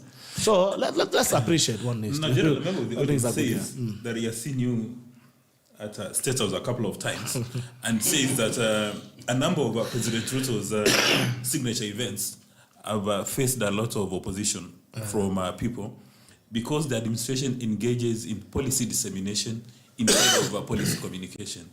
The administration sits on top of a tree. You cook up policies. You do not engage citizens. You don't engage partners. You don't engage stakeholders. That in fact you're behaving like a dictatorship. That you just come up with policies. That is why when you're coming up with a project like the vaccination of livestock, even the livestock farmers don't want to do it. When you're coming up with sheep and Shah, and Kinuthia made some wild allegations around $1 billion. These things are not explained. It's also a fact that President Ruto has been holding several town halls. When there's an issue in education, it's the president holding a town hall instead of the cabinet secretary. So do you actually need the cabinet secretary for education?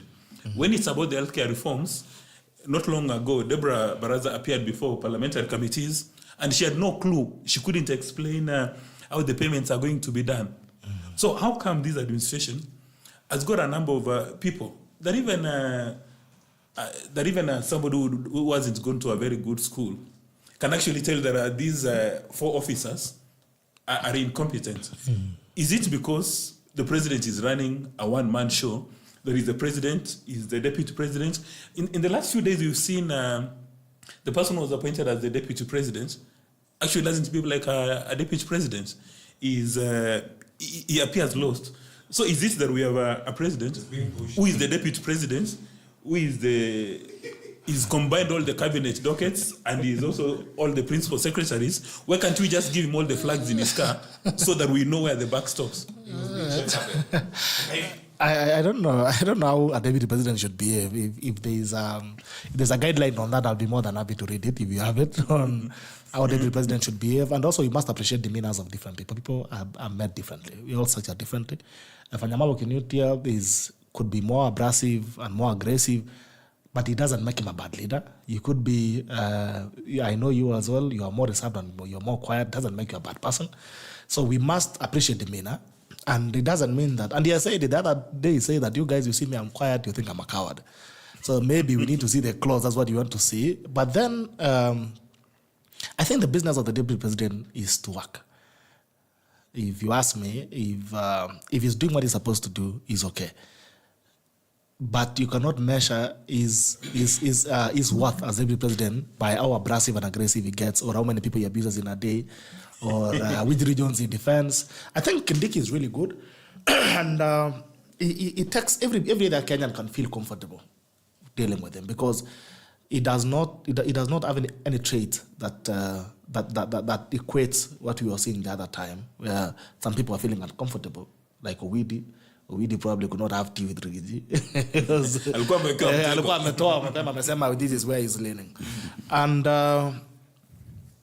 you've talked about government and delivery, and I'll just make an observation. I'll make a very personal observation, which I have come to realize that, first of all, Kenyans don't care about delivery. If you ever become president, don't ever crack your head about delivering. So, I need to do this, I need to do this. They don't care. They care about politics. And I think one of the biggest mistakes that William Ruto did was he neglected politics when he got into office, and he focused on the plan. So every day he talks about delivering the plan. We want to do roads. We want to subsidize fertilizer. We want to do UHC. We are taking cotton seeds to farmers in Western Kenya. We are doing the palm farming in Homa Bay. We are giving sunflower seeds. We are importing sunflower seeds and distributing to farmers. We are doing artificial insemination. Kenyans don't care about it. They care about the politics of the day. And that is why right now he's trying to catch up with the politics that has been running with Fanya, Mambo, Kinuthia. He's been spinning the whole country into politics.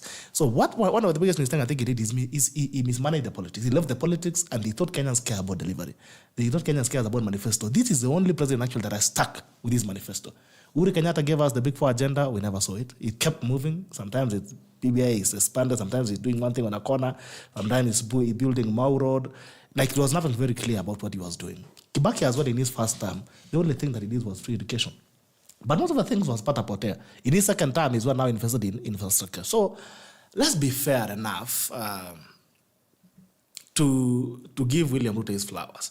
So one of the biggest mistakes he did was he mismanaged the politics. He loved the politics.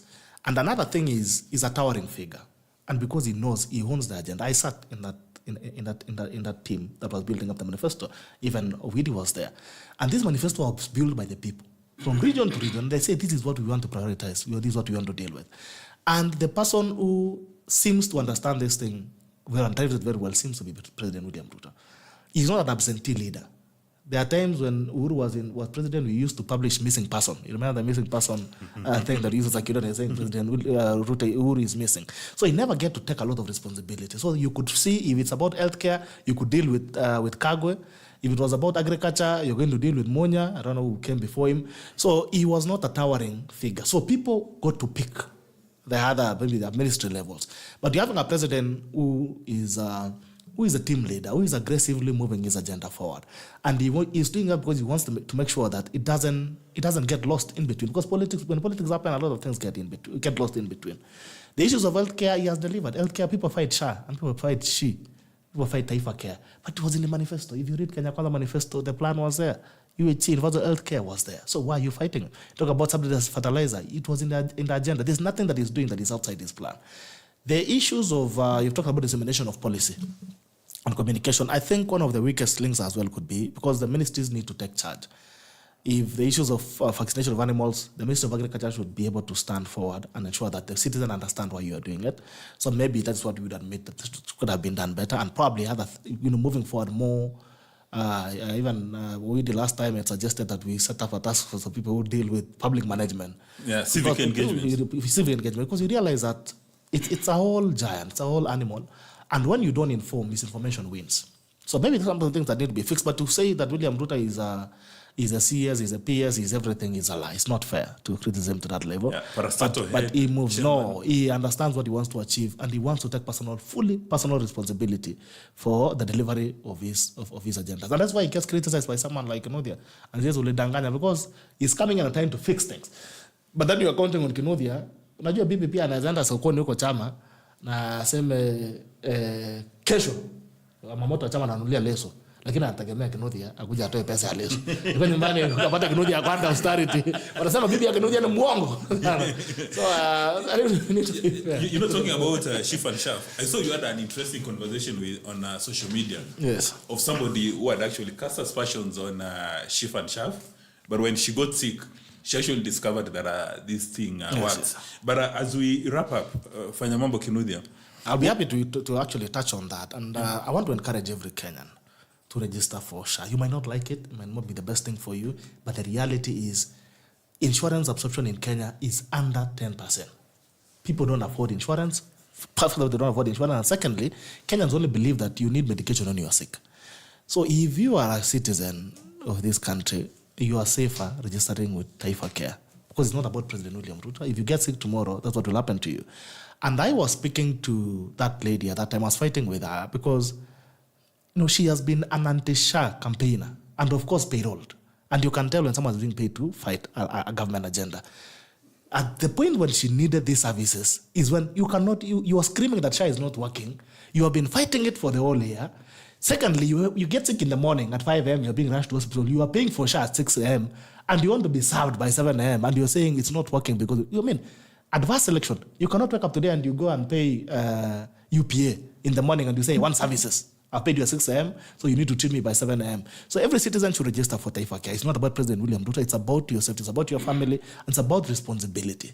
You're better off fighting it, but you're better off also register because you will need it. I can swear that everybody who is fighting SHA, even Kinuthia, he knows, jioni asubuhi mtoto akikoa anapeleka hiyo SHA. Kama you remember. I think Kinuthia was fighting the logo. I don't know. No, the logo, what is about the logo? Hata kama amechora nyani.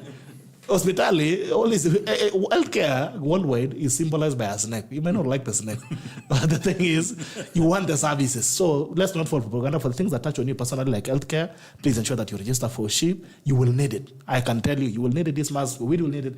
Fanya Mambo will need it. Even as he fights it, he knows he needs it. So every citizen should register. Na tukikupata pia, when you need it and you're making it, utaanguka na wewe. What does that mean? Keep fighting. We will remind you. We must remind you. We must remind you that this is the same thing that you are complaining about. If you don't like SHA, then why is that you don't have a private insurance? You get to me a person and a private insurance. So let's all register. I had another case as well. There's someone who was telling me that, and you see Kenyans are very selfish, especially the middle class. But shida kubwa ya Kenya in the middle class. Hao watu wako na masimu na smartphone na online. The real Kenyans have no problem. The middle class, which is a small population, they make the most noise and they oppose everything. Another one inboxed me the other day. And I will reference as E so that to protect identity, because just in case he gets to hear about this. Made a lot of noise. Even sent me a pay slip, earning very good money, working with an international organization, and he was complaining that kwani mnatukata hii pesa yote inaenda SHA. I have my private insurance which I'm paying for. I don't need to be doing this thing. Why is that you cannot make it? You can make it. How do I put it? You can make it by choice. Like if you want SHA, you register for it. Nikamwambia okay, fine. Social health insurance is about you can be having a private insurance, but your aunt does not. And we all contribute to medical care every single day. Your mother might not be able to afford the private insurance. Your sister, your cousin might not be able to afford that. So when you talk about social insurance, we're cushioning each other. I'm contributing so that I can cover. You could afford to contribute 10,000 shillings and you can only afford 500 shillings. But also because I'm earning a salary, doesn't mean that I will earn a salary every day. There's another day you'll be paying 500 and someone else will be paying 10,000. The other day she inboxed me that the sister needs dialysis. And she was trying to get help with SHA. My sister needs dialysis. Please help me to ratify and get approvals, pre-authorization from SHA to get services. And I was taken aback. I read all the message and I was like, you think because you're privileged, you'll never need these services. So let's build a society that also cares about the next person. If I'm able to contribute today, I should cover Kinuthia. Tomorrow, Kinuthia might not be having an income, but because I have an income and I'm paying for social health insurance, it can be covered. The only debate that we can have is the quality of care. And that's a conversation I'm always open to. And I'm always trying to open. If you have an issue with access to health care or quality of care, we can debate because you are paying that money into that insurance. But let's not fight policies just for the sake of fighting it. You'll need it. Fanya Mambo. Isha unasema logo ni mbaya, you will need it. With that bad logo. Actually, Gerald, I remember the audience said that you erroneously accused Fanya Mambo of propaganda. Yeah. And in fact, if there's anybody who is doing propaganda, it's actually you. And he goes on to suggest that you are a disgrace to this panel. But before you come in, Fanya Mambo, you've got a... propaganda, I'll be very quick. Mm-hmm. There's a video trending of President Moi saying, kama ningekuwa na roho ya panya, ningeua watu wengi sana. Has got to do with people being drawn. Even him with his autocratic constitution, alichorwa sana. Moi alichorwa sana. Mpaka we had the rights of Nyambene doing ridiculous. And so akasema kama angekuwa na roho ya panya, angeua watu wengi sana. I think we need to reflect on that video. President Ruto 2027, even if he vies alone, he'll be number 2. Inflation, quickly, because I want to finish. Yes, he'll be number 2. If there are 3 people, he'll be number 4. So don't worry. Inflation. Maandishi hayo sio mapya. Tulisikia pia 2022 ukisema hivyo. Inflation, I have always told people, first and foremost, Kenya Kwanza needs to remember that the only fertilizer we remember them giving us was the one that had donkey shit and some gravel. They never gave us any other fertilizer, which was rejected by Kenyans, and it didn't work very well. One of the things that has happened, let me tell you, simple things that Kenyans know. Sai kukinyesha tu, mvua tu. The first beneficiary of rain is grass. And when there's a lot of grass, ordinarily after a short while, there's a lot of milk. And the price of milk goes down because there's a glut. I mean, for a long time, maziwa ilikuwa inamwagwa Nyandarua. Why? Because there was too much grass, there was too much milk. And so the price of milk had to go down. And because God gave us rain, which we had not had in 3 years. You remember there was a time there was a drought, a very long drought for 3 years. So they have taken credit for the price of milk going down. And we all know because God gave us grass. From there, of course, the rain that made the grass to grow, made the amount of maize in this country, and that's why government had to ban, has increased exponentially. There's a lot of maize. So what are farmers doing? They are selling their maize at a loss. Talk to farmers. You need to understand. For unga, for unga, For unga, it's very simple. For unga to go to that price, it's because maize has gone down. Wewe, sija interfere na wewe. Because you have to trade facts. It's because I'm also talking to farmers. But Fanya Mambo, would it not be nice to give of the facts, actual price? Can you give the prices? How much? So that How much is a bag? Listen, How much is a bag going now? Listen here, just work it down. If a bag of maize, if a packet of unga is going for 130 shillings, it means a kilo is going for 65 shillings. So then they must buy maize for anything less than 50 shillings if they have to sell it at 65 shillings milled. So 50 shillings, how much will a 90 kg bag cost? Because anyway, even if you were to sell it for that 65, let's imagine there's no cost of milling. So you sell 60 times 90 kg. How much is that? Okay, 6 times 3. So all I'm trying to tell you is that the price at which the farmers are now having to sell the maize, they have to look back at the price at which unga is being sold in the supermarket, because there will be a milling cost. And I can tell you the list would be 15 shillings. So 50 shillings times 90 kg, the bag will be 4,500. If you sell it for if you sell it for more than that, then you'll have to tell us unga ya 130 inatoka wapi. It's very simple. For the record, Dismus, and I'm saying this because first of all, I come from a farming region. I would be even more upset than Fanya Mambo is, because those are the people would be suffering, because I come from there and I also farm. The price of maize per bag right now, last year it was going at between 2,500 to 2,700. The price of a bag of maize today is trading between 3,200 and 3,500. I'm giving you a statement of facts, so it's not an issue of imagination or let's guess. That's a statement of fact, and you can fact find. You can call a miller, you can call a maize trader, even call a miller. No, I'm sure you have contact with millers, call them right now. That is the price of maize.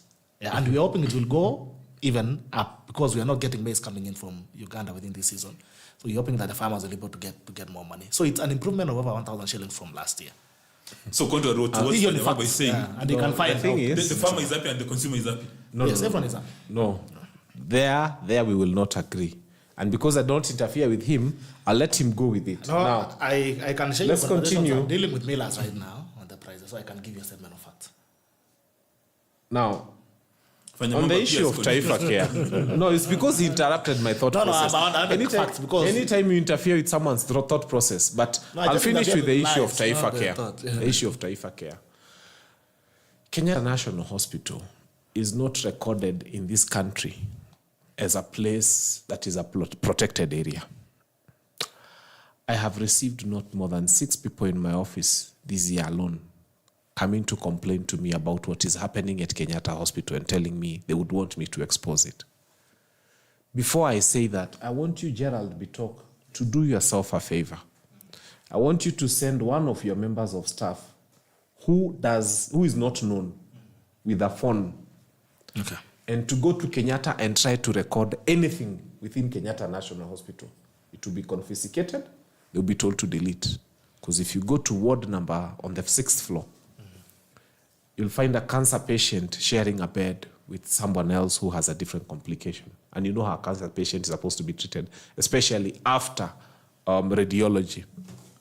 Find people sleeping on the floor. You'll find all sorts of nonsense. Right now, they've hired more guards, I think, than they have nurses there. And one of the reasons is to take care of funds. Kenyatta National Hospital is a serious disaster going on right now. And it has to be addressed very seriously. I have the facts. I have done my research. I have written pages and pages of it because people have come to me very many times. There is a serious disease going on at Kenyatta National Hospital, which is a management disease. And before anything is done, I invite you to send someone who is not known like yourself with a camera there. Just go and try to take one photo of one place within Kenyatta, wonder what will happen to you. Because they don't want the rot that is happening in there to go. Let me tell you, if today you go to Kenyatta National Hospital with a SHA card, and I want you to do it, there is something they are calling a pre-assessment. Only if you are doing it within that hospital. Now, utasumbuliwa before, and in most cases, they won't approve it. I want you to go with the same card to Texas Cancer Center. I want you to go with it. And you want to pay for the screening. It will happen immediately. Why? One of the directors that I will not mention at KNH has interests there. So you come with that card to that public hospital. You have a problem. You go with the same card to that Texas Cancer Hospital. It is accepted immediately. She and Shah is a long story that I want to deal with. In fact, I want to do a whole video on it with a flip chart because I want to explain to Kenyans what has come to my desk. It is horrible. It is painful. I have the figures. I have the numbers. They've even taken videos and they have shared. That place is a disaster. And it's not just that place. Go to Thika Level 4 Hospital. Go to most of these Level 4 hospitals.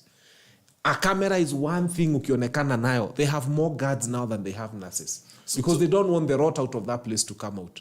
So we shall speak to this issue very passionately because I need time for it. So and I can tell you, there's a conflict of interest. It's a horrible one. Oh, it is bad. I'm telling you, this one, I don't even want to do it on a station like this that will take responsibility. I want to do it on my personal TikTok myself and spread it so that I take personal responsibility for it. Kenyatta National Hospital is bad news. But what I like is, before I give to Owidi, he is admitting that SHA is working. That's what I like. That's the beauty of this statement. He has admitted that SHA is working, but the management of facilities is a problem. And one of the things that we also have to appreciate is that, and I agree, issues of facilities, our medical facilities are seriously overwhelmed. Because for the longest time, we've never done any serious expansion, including even Kenyatta and other public hospitals. And within this SHA fund, there's a fund, it's called Facility Improvement Fund, FIF. What you are saying is, every money that is collected within facilities, let the money remain in those facilities to improve them. Because what you've been saying is, hospitals collect money, especially at the county level, the most affected are county level hospitals for those, and the level 2 and level 3s. The referral hospitals are doing a bit well, though they are very overstretched. And it's not only Kenyatta, even other referral hospitals like Moi Teaching and even KU, we are having issues that facilities are being overstretched because more patients are coming in and the facilities are still the same. So this SHA that we are fighting has a fund inside called Facility Improvement Fund, and there is a law within the regulations that were approved by Parliament that every facility must retain its finances for improvement, for equipment and infrastructural improvement. So on issues of facilities, I would agree with you that we are struggling as a country. So we need to put in more money to expand the infrastructure. But one thing I love what we said is SHA is working. Owidi has maintained his cool for a while. I normally do that so that Fanya Mambo doesn't call. But I must also tell Fanya Mambo that there is what is called patient confidentiality. If Kenyatta Hospital would just allow anybody to walk in with a phone and take photos of the sick, it will be disaster. You will find yourself in the social media looking very emaciated to the chagrin of your excess. I know you young people, you know about excess. Fanya, what are you saying about Fanya Mambo? Fanya Mambo. When people promise exposés and tell you, oh, I know people who do this, I will tell you at the appropriate time. That is the language of a propagandist. Even this man called Refugee told us, oh, we know the abductees, they are operating from what floor, the guy has only one name, and so on. Let's not accept people who come here to promise us exposés and they don't bring it. We have seen them, and that is the language of all propagandists. Now, you are telling us that you are ready to attribute the upsurge of milk and food to free reign, but you are not ready to attribute the price of unga to the drought that was there before. I think that is talking from both sides of the mouth. If you are going to tell us that there was enough milk, there was enough unga, because there was rain that came from God, that very drought we must also attribute the hardship before to it. That is how we argue. But we can't be Sunday. You know the problem President William Ruto gets? He is hands-on. And that is why every statement that is made, whether it succeeds or not, is attributed to him, and you look for what is negative and say.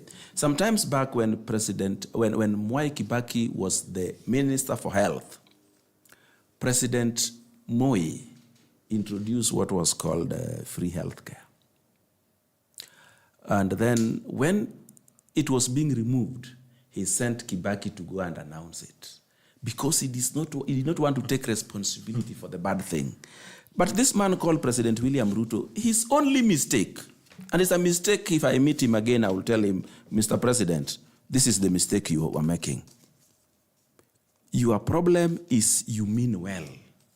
And the assumption you make is that everybody else means well, and you judge them by your standards. Your standards is too high to use to judge everybody who apparently don't mean well. And you see, people keep on attacking this pesa mfukoni thing. The way it is being attacked, that you say the economy is doing well, na watu wana pesa kwa mifuko. Because pesa mfukoni is a slogan of UDA. Don't think they are saying they are sad because somebody telling you, oh, we don't have money, has never had money his entire life. Today he's telling you he doesn't have money during President William Ruto. Let us tell these people the truth. The problem with this country, we refuse to tell people the truth. If we tell people the truth, we will fix this country. Somebody who has never had money in his pocket all his life, he's telling you that hata kama wanasema economy improve, hatuna pesa kwa mfuko. Let me tell you, if you are now buying unga at 3/4 the price, your quarter save should be in your pocket. If it is not in your pocket, tell us where you took it. If I was buying fuel at 250, even then Uhuru brought subsidy, that money I'm saving for now buying it at 180, it should be in my pocket. Pesa mfukoni is not literally having currency notes in your pocket. It is having something spared to do other things, to invest. Sometimes when you say there's now a lot of milk, there's now unga, as a farmer, iyo unga umeuza, that money should be in your pocket. That is what pesa mfukoni means. If we are going to say things that are not on record, the other day I was watching news. The CEO of Sony Sugar was saying, in 15 years, this is the first time they have made a profit of 180 million. Even the previous year, they had not made. That is something we have to give a tick, because I think President William Ruto personally went to Sony, read for them a riot act, gave them a little money to pay their debts, and told them what to do and what not to do. And it is working. And I believe it is going to work, and it is working in every other sugar mills. And for the first time, Kenya is not importing sugar, Kenya is not importing maize, Kenya is not importing any grains. And you heard the other day, Tanzania was crying that their Kenyan market for grains is weakened, because we must also learn to produce our own grains. Now, there was a time you were told that things are very expensive. Then when they suddenly are not expensive anymore, we have changed the story. Hatuna pesa kwa mfuko. Maybe if we find a way of putting money in their pockets, I don't know what they will say. Because this is a country where the conspirators against President William Ruto have decided that at any given time they will always find something to use to castigate him. They came with sijui finance bill zikiisha, sijui abduction ikiisha, sijui nini. They always find something. And they are going to keep on finding it until we get to the next election. But as I told you, President William Ruto is going to be re-elected. You know why they are fighting this SHA thing, this Taifa Care? Let me not call it SHA, because I would sound like those people who are castigating it, because they have refused even to understand what it is. Even when we sat here with Fanya Mambo, the chair of SHA was here and put that thing very well until everybody understood. When he goes out there, he calls it SHA chief. Let me tell you one more time. SHA is the organization. Shift is one of the funds, and there are 3 or 4 funds in that thing that are being very well managed. So they are fighting this thing because this is a game changer. that we'll have the president re-elected. But as I told you, the day the opponent will be unveiled, that is the day it will be clear to you that President William Ruto is going to be re-elected. And they are not going to do it now. They are going to spend all this time ensuring that President William Ruto is as dirty as possible in the face of the electorate. But let me tell you, when you will unveil somebody, that is when the truth will come home. Otherwise, ladies and gentlemen, let's tell each other the truth. Gerald, have the last word. I'm happy, of course, to have joined this panel. Sorry, I came in late. I had traveled. So I was rushing in. So we thought that you are part of the and parcel of the system that makes promises. No. He had gone to buy a watch. I was going to buy. Ile shop ya Sudi. But he has a watch. Even Mambo has a watch. Unajua yangu nilinunua downtown. Sasa nani amekwambia yangu sikununua downtown? Ile shop ya Kipchumba ile. You know, one day my brother bought watching downtown. So he came. When he reached Kenyatta Avenue, he saw the same watch at 3 times the price. Yes. Wow. So, he walked into Nyayo House. He went to a former schoolmate's office. In the schoolmate's office, the guy said, "Your watch is very nice." And the guy, but I can sell it to you if you want it. The guy bought that watch at the price it was in Kenyatta Avenue. So he went back to downtown and bought another one. And kept the change. Alikuwa akapata pesa mfukoni. It's your brother from the mountain. So I just want to challenge people, and I think I've been on both sides of politics. I've been on side that opposes government and one that supports government. I've been in government, I've been out of government. And one thing we must understand is that, first of all, politics is very selfish, and politicians are very selfish, including Fanya, Mambo, Kinuthia, and everybody is a politician. And it's, first of all, personal interest. And I've said this several times. I once did a paper on that. Politics is when people make statements, they make statements that appeals to themselves, not even the people. And one of the things that we must realize is that we have a nation. At the end of the day, we love different governments. This is not the first president that this country is having. We've had presidents since independence as a foundation. This is the past president, is Kenyatta. And they have all suffered criticism. But one thing we must never lose sight of is that we have a nation. Tomorrow we'll have a nation. It doesn't matter whether Owidi is a president or Dismus is a president. Our biggest focus, especially as young people, should be to build a resilient country that gives you a chance and gives every person a chance. It doesn't matter whether you're in government or not. And we must criticize with the realization that we still need to live and stay in this country. Let's not fuel the nation to an extent that it becomes inhabitable, that you cannot go to a certain region. We're having places where it has become hostile. Kinuthia cannot come to Rift Valley, or I cannot go to Murima, just because of petty politics. Okay? We'll still have a nation, whether the president aende ama asiende, we still have a country. And the truth is, like Owidi has said, William Ruto might be around for the next 10 years if history serves us right and if politics serves us right. So what needs to happen is I must focus on what makes society better, makes my family better, and ensuring that we build a country that appreciates all of us. That I can go to Kinuthia, we can fight here, but we can meet tomorrow in Kiambu, and we have meet. I should not fear to cross Red Hill because we've spinned politics. So let's do everything with measure. And let's be responsible citizens and understand that we still have a nation. We have children that we are raising. And you want your child to be safe in school. It cannot be that you're living in fear. Your child still maybe goes to school in Kiambu, Brackenhurst, and you live in this other side, Kajiado, but you're always living in constant fear. Or no, your child will cross all the way from Kiambu to this side or the other way around. So Kinuthia, we appreciate it. I have opposed government before, but objectively. And I do it with the realization that we still have a nation tomorrow. And by the way, the chances that you still have your problems, even if your father is president, is very high. The same problems you have, like Owidi has said, mtu mwenye alikuwa analia 2022, hakuwa na pesa, ndio bado analia saizi. If you don't focus on the things that puts money in your pocket, chances are, even if Dismus is the president, you'll still cry. As an old man, so let's all take personal responsibility. And thanks for the show that you guys are building and the platform. We are more than happy to engage.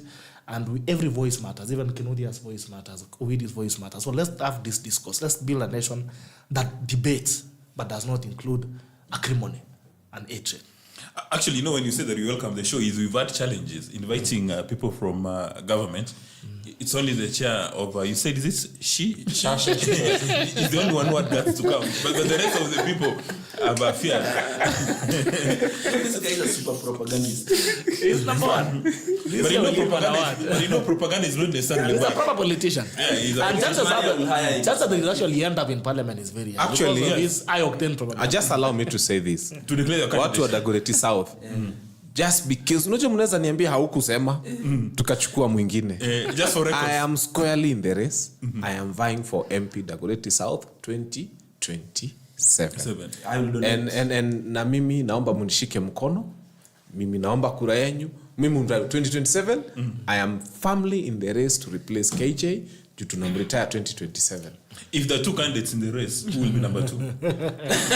I'll answer only one question. If there are 2 candidates in the race, or 3 or 4 or 5, I'll be number 1 because the people of Dagoretti South love me and I love them back. So let's talk about the number 1 candidate. The others really are in consideration. They're not of interest at this stage. The number one candidate is me. Dagoretti North. I will assist. As an MP, you'll make a good one. An MP is South. Who puts everybody to task. That is important. But propaganda ni upunguze kidogo. Odoyo Owidi, Fanya, Mambo, Kinuthia, Gerald, thanks a lot for your time. That has been the far side, dome of politics, polity. Actually, you got me confused. Politics, policy, and politics. Thank you.